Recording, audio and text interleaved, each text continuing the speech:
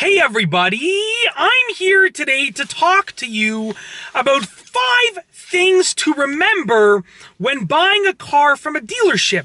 Now these 5 things will apply to buying a car from a dealership, whether that car is new or pre-owned, okay? It applies to buying any car from a dealership. Now these 5 things will not only allow you to be more satisfied with your purchase, but they will also allow you to get a better deal on the car that you're buying. That means you're gonna buy the same car that you're thinking about buying right now, but you're gonna get it for a cheaper price. Now let's get right to it. Number 1 is to leave room in your budget, okay? Now many people make the mistake of using up their entire budget for the car purchase itself. Let's say you have a budget of $20,000. You want to spend $20,000 on the car. You should not go and buy a car for $20,000 because there's other costs that are associated with a car. If you buy a used car, there might be some repairs or things that you want to do to the car. Even if you're buying a new car, you might have to purchase a warranty. You might have to pay more for your insurance now that it's a different car. Maybe it guzzles more gas. Maybe it uses a more expensive type of oil, something like that. The point is that you should leave about 5% in your budget for additional costs. And you can, increase that amount or decrease that amount according to what you need. But you should leave about 5% of your car budget for different costs that you might not have thought that you would be incurring after you buy the car. So people think that when you buy a car, that's it. There's no more costs that you have to pay. But guess what? There usually are additional costs. So with that being said, leave room in your budget for additional costs. That's number 1. Number 2 is do less talking.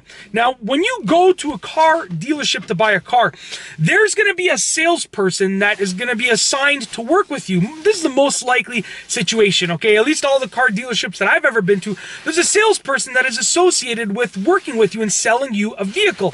So with that being said, salespeople are designed to actually do more talking, okay? The more that you talk, the more leverage that you're giving them, because you might tell them something that might let them know that you need the car right now, so they know that they can keep the price higher. You want to do less talking. Let the salesperson do the talking. So just do a lot more listening, okay? And with that being said, you can, don't not say anything. You need to talk to them, but let them do the talking, and then you can use leverage on them. If they're talking about them needing, 2 more car sales for the month to meet their quota, you know that you're bringing them close to what they want, and you know that you have some leverage and buying power. So with that being said, do less talking. It will help you with regards to negotiations and getting extra stuff in for the car. Even if they don't drop the price, you might get some free, wheel locking nuts or some free winter mats or free winter tires. You might be able to get some additional stuff, okay? Number 3 is consider getting the warranty. Now, whether you're getting a new car or a used car, if you're getting it from a dealership, chances are there's going to be a warranty available for you. Some people, everyone has mixed opinions on this. Some people love warranties. Some people do not like them at all. I would recommend just look at the car that you're getting, if it's used or new, take that into account. Take into account the price of the car and the price of any potential repairs and also the cost of the warranty. Bring all those things together and consider getting the warranty. I'm not telling you that you should get one. I'm not telling you that you shouldn't get one. I'm telling you to think about it. Don't just dismiss it, or don't just say, yeah, I'm going to get it no matter what. Consider getting the warranty, and that'll allow you to make an educated decision, okay? Number 4 is to treat your purchase and trade-in as 2 separate transactions.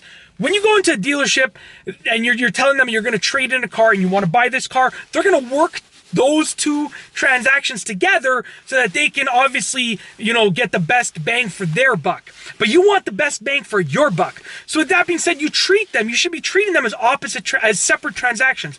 Deal with the purchase first. Tell them, let's talk about the cost of this car. If the car is listed for $20,000, you bring them down to 18. You know that that's the cost of the car. Then you worry about the trade-in. Let's say they want to offer you $3,000 for your trade-in. You bring them up to $3,500. You have then negotiated 2 separate things. You saved $2,000 on the price of the car, and you gained another $500 on your trade-in. Therefore, that's $2,500 extra dollars in your pocket. If you worked with them together as one transaction, the trade-in and the purchase, you might have only, had an extra $1,500 or $2,000 in your pocket because they would have sort of switched the numbers around and shifted stuff to make it seem like you're getting a better deal than you actually are, okay? Last but not least, number 5, the 5th thing to remember when buying a car from a dealership is let them compete with each other. Now, this is especially true when you're buying a new car. Let's say this new car is listed for $20,000. You walk into this dealership, you say, what is the lowest price that you can do? They say $19,000. You say, okay, thank you. I will potentially be back. I'm going to go shop around. They'll say, no, wait. We can do $18,800. Okay, thank you. I'm going to go to another dealership. You go to the other dealership. Well, they can do the car for $18,800. What can you do? The other dealership says, oh, we could do it for $18,500. Okay, perfect. I'll take that and I'll be right back. Maybe. You go back to that dealership. You say, that dealership said they can do it for $18,500. You said $18,800. Can you go down a bit on the price? They say, yeah, we can do it for $18,300. And this happens because each of those dealerships wants your sale. The purchase of a new car, especially a new car, is a big deal for a dealership, okay? And the salesperson and the dealership. So use that as leverage. Let them compete with each other. Take the price that one dealership offers you and see if another dealership will match it. What's going to happen is at the end, when you've seen all the prices, you're going to know who's giving you the best deal, and you can buy it from them. Obviously, buy it from the dealership who's giving you the best car for the cheapest price and, throwing in any extra options and so forth. And that's basically it.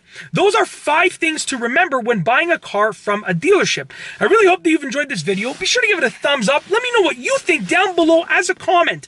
What are some other things that you should remember when buying a car from a dealership, new car or used car? What are some other things that you should keep in mind? Let me know down below as a comment. And of course, be sure to subscribe for more great car and driving videos just like this one. And that's all I have for you today. Thanks for watching.